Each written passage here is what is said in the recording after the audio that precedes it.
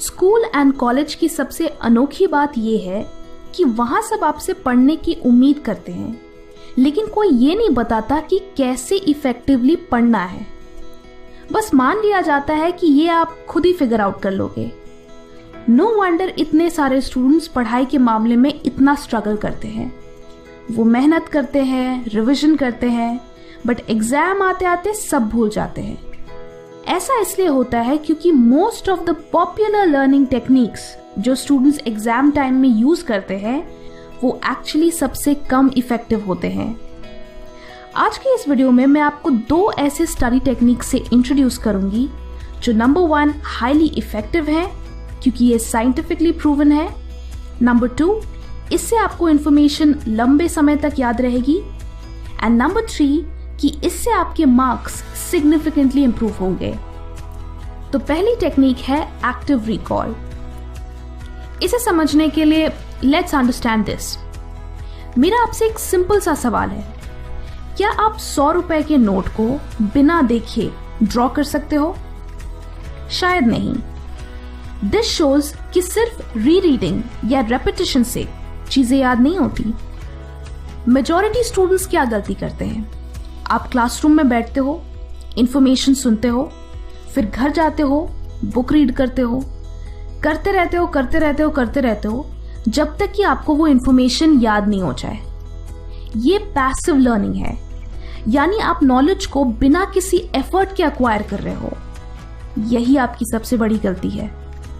Active recall में आप information को रीड करने के बाद अपनी अंडरस्टैंडिंग को टेस्ट करते हो, यानी आप उस इंफॉर्मेशन को अपनी मेमोरी से रिकॉल करते हो कि इस पर्टिकुलर पैराग्राफ या टॉपिक से मुझे क्या सीखने को मिला। ये टेक्निक इस प्रिंसिपल पर बेस्ड है कि किसी भी चीज को याद करने के लिए आपको अपने ब्रेन को स्टिम्युलेट करना होगा। जब आप खुद से क्वेश्चंस पूछते हो तो आपके ब्रेन को आंसर याद करने के लिए एफर्ट लगाना पड़ता है, जिससे वो स्टिम्युलेट होता है। अब जितना ज्यादा ब्रेन पावर उसे याद करने में लगाओगे, उतने ही अच्छे से वो इंफॉर्मेशन आपके ब्रेन में एनकोड होगी। जस्ट लाइक जब आप एक्सरसाइज करते हैं तो हैवी वेट्स लिफ्ट करने से ही आपके मसल्स बनते हैं।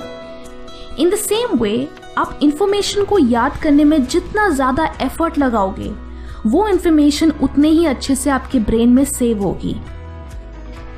सो एक्टिव रिकॉल करते कैसे हैं?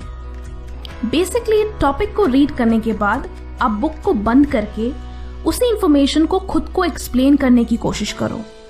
देन बुक से कंफर्म करो कि आपकी अंडरस्टैंडिंग सही है या नहीं, एंड अगर आपने कुछ मिस आउट किया तो दोबारा इस प्रोसेस को रिपीट करो ना। अगर इंफॉर्मेशन बहुत कॉम्प्लिकेटेड हो तो आप बुक की हेल्प के बगैर अपनी मेमोरी से फ्लो चार्ट्स या माइंड मैप्स बनाने की कोशिश करो, जिससे कि आप उस इंफॉर्मेशन को एक पिक्चर फॉर्मेट में याद रख सको।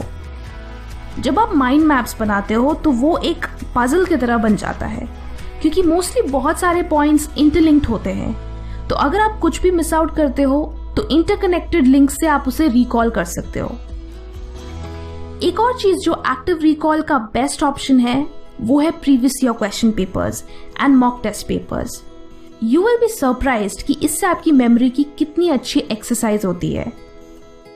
अब कुछ दिन बाद जब आप उसी टॉपिक को रिवाइज करोगे तो यू विल फील लाइक कि मुझे तो कुछ याद ही नहीं, और आप फिर से बुक को रीड करना चाहोगे। एंड ये ही मिस्टेक 99% स्टूडेंट्स कमिट करते हैं। सही तरीका ये है कि आप सिर्फ टॉपिक को देखकर उसे रिकॉल करो, खुद से क्वेश्चंस करो, एंड देन मटेरियल रेफर करो कि आपने एग्जैक्टली क्या मिस आउट किया। हर बार इस तरह रिवाइज करने से वो इंफॉर्मेशन ओवर टाइम आपकी शॉर्ट टर्म मेमोरी से लॉन्ग टर्म मेमोरी में ट्रांसफर हो जाएगी।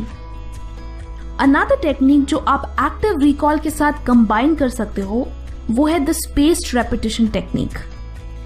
मेजॉरिटी स्टूडेंट्स ये प्रॉब्लम फेस करते हैं कि जब भी वो किसी चैप्टर या बुक को कुछ हफ्तों बाद रिवाइज करते हैं तो उन्हें मोस्ट ऑफ द डेटा याद नहीं होता, और फिर लगता है कि पहले से याद करने का क्या फायदा जब एग्जाम तो कुछ याद ही नहीं रहता।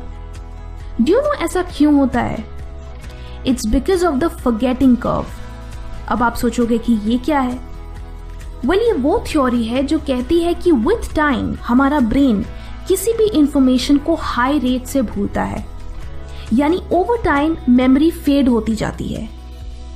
इस थ्योरी के मुताबिक जब भी आप किसी टॉपिक को याद करते हो तो उसके 1 घंटे बाद आपको सिर्फ 44% चीजें याद रहती है, उसके 1 दिन बाद 33%, 2 दिन बाद 28% और ऐसे ही धीरे धीरे करके 31 डेज के बाद आपको सिर्फ 21% इंफॉर्मेशन ही याद रहती है। सो सोल्यूशन क्या है? सोल्यूशन ये है कि आप जितनी बार इस फॉरगेटिंग कर्व को इंटरप्ट करोगे, आपको उस चीज को भूलने में और भी ज्यादा टाइम लगेगा। लेट्स से कि आज आपने बायोलॉजी में नर्वस सिस्टम पढ़ा, देन आप इसे कल रिवाइज करो। रिवाइज मतलब एक्टिव रिकॉल करो, नॉट रीरीड। फिर 3 दिन बाद फिर रिवाइज करो, फिर 2 हफ्ते बाद, फिर 1 महीने बाद। इस प्रोसेस में आपको अपने रिविजन्स के बीच का गैप धीरे धीरे बढ़ाना है, इसीलिए इसे स्पेस्ड रेपिटेशन कहते हैं।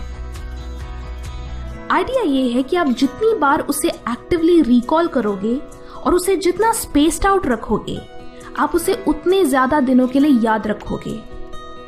स्पेस्ड रेपिटेशन का पर्पस ये है कि आप गैप के वजह से उस इंफॉर्मेशन को भूल जाएं, जिससे उस डेटा को रिकॉल करने के लिए आपको ज्यादा से ज्यादा ब्रेन पावर यूज करनी पड़े।